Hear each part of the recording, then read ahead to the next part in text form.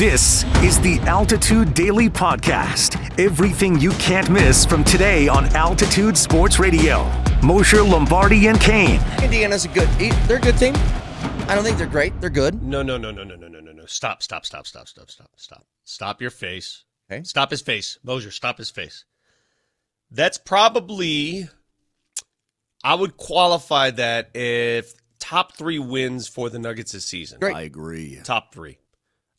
The other win on the road against LA early in the season, it was still early, that was good.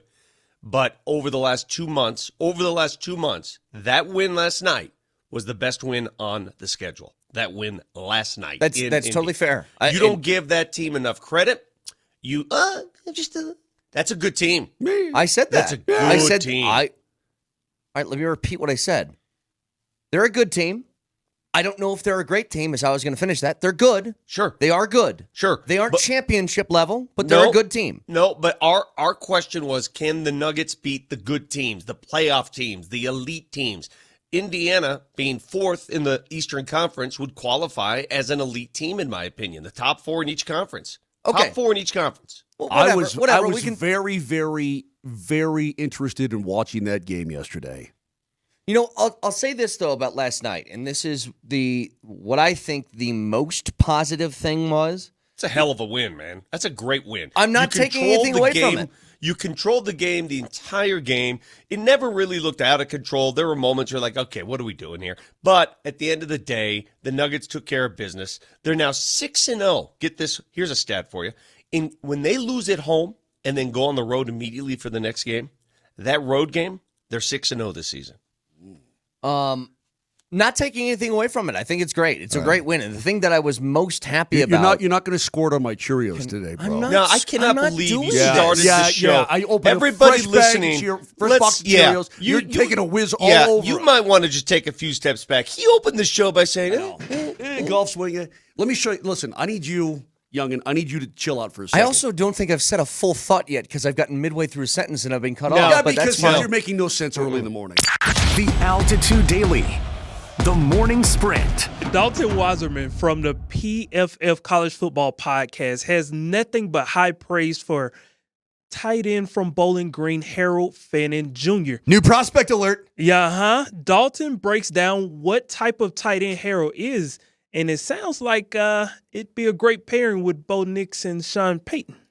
Look, record-setting tight end at Bowling Green at that level in the MAC, just unstoppable when it comes to trying to tackle him, right? A tackle-breaking machine. He's really the best yards after catch guy beyond Tyler Warren in this draft. There is an element to Harold Fannin where you do have to design touches for him, but he's what I have in my note here is he's a running back in a tight end's body. It's very, I do want to say strange. The way he runs, the way he moves, the way he breaks tackles. I mean, he's got even, you talk about a tight end having like a nasty stiff arm. Yeah, he's got it. It's very, look, is a lot of it design touches? Yeah, but I think he's got enough speed to get downfield.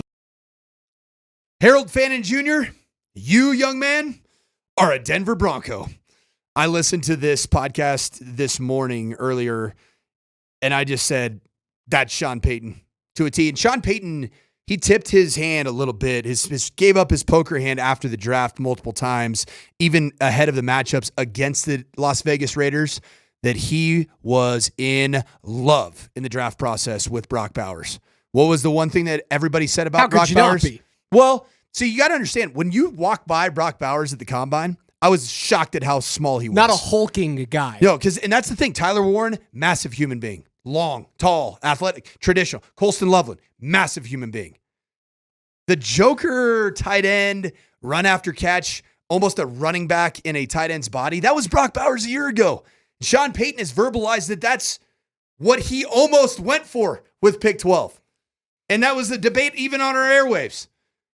We almost had fistfights between myself and D-Mac and Andy Lindahl and whoever, you name it.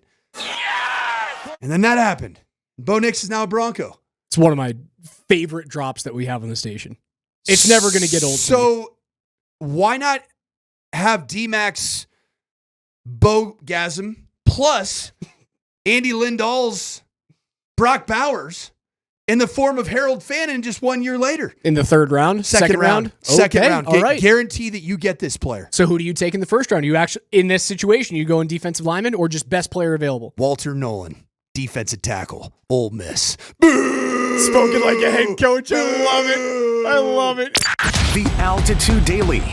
Columbus, Hastings, and DMAC. It was hard for us to believe that you had never met Sean Payton before because of the way that you guys greeted each other and how well you seemed to get along instantly. You look like two long-lost brothers to me. Yeah, that's felt like a kindred spirits right there.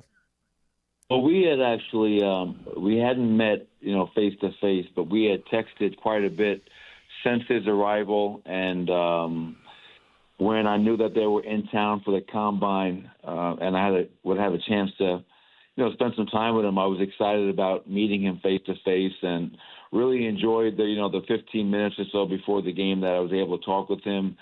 Big basketball fan, and I definitely, as I told him when I was saying goodbye, I said I look forward to following up and getting together again and just and getting to know him even better. Obviously, he's had a tremendous career, and congratulated him on an outstanding season with the Broncos, getting us back to the playoffs, and bigger and better things are ahead for Bronco country, and he's a big part of that.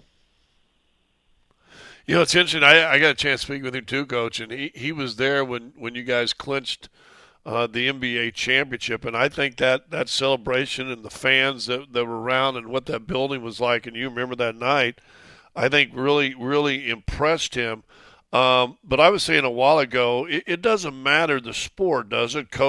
Basketball, football, baseball, whatever it is, there's a kindred spirit amongst you coaches because y'all are going through kind of the same kind of pressures. You're still trying to develop young players. You're trying to win.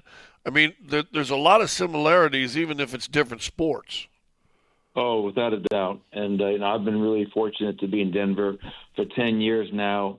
And when I look around the town and you have Jared Bednar in the same building running the Avs, doing a hell of a job. You have Sean Payton with the Broncos coming off of a really impressive season, a lot to build on there.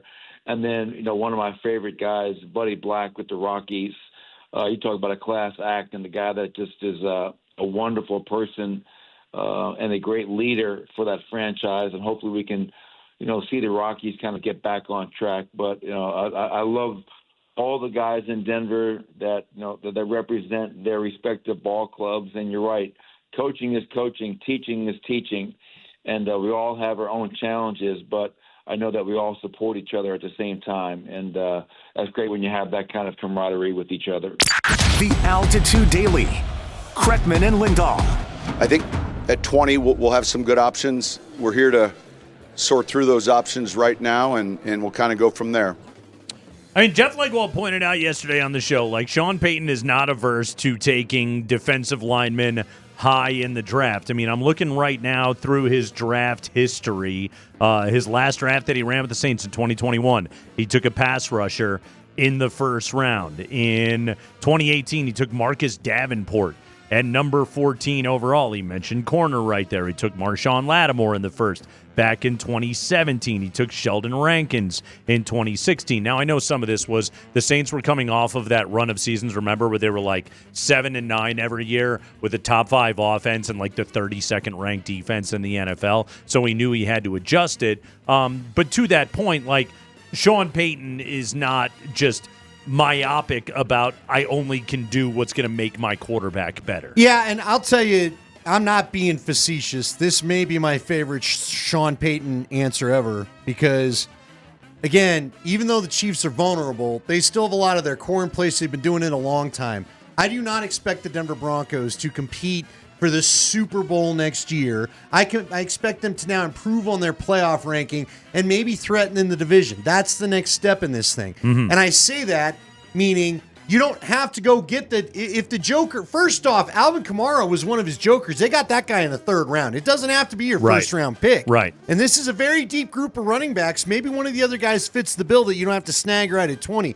To me, build the best team possible. That's how you win long term. And whether Bo Nix has a top primary target or not, having the best team possible, because again, Bo's going to have off days whether he's got a joker out there or not. The offensive line is always going to block as well as you want, whether there's a joker out there or not. You know what else is really good? A defense you can't score against. Do you want to pay DJ Jones, or do you want to get younger and more flexible and more inexpensive? And maybe get more of a up the middle type pass rush out of somebody? Yeah. Or do you want an outstanding middle linebacker that could be, I don't know, pick your favorite guy from the last couple of years? You've been listening to the Altitude Daily. Catch us live weekdays on 92.5 FM, the Altitude Sports Radio app, twitch.tv/AltitudeSR, youtube.com @Altitude Sports Radio, and your favorite smart speaker. Say Altitude Sports Radio.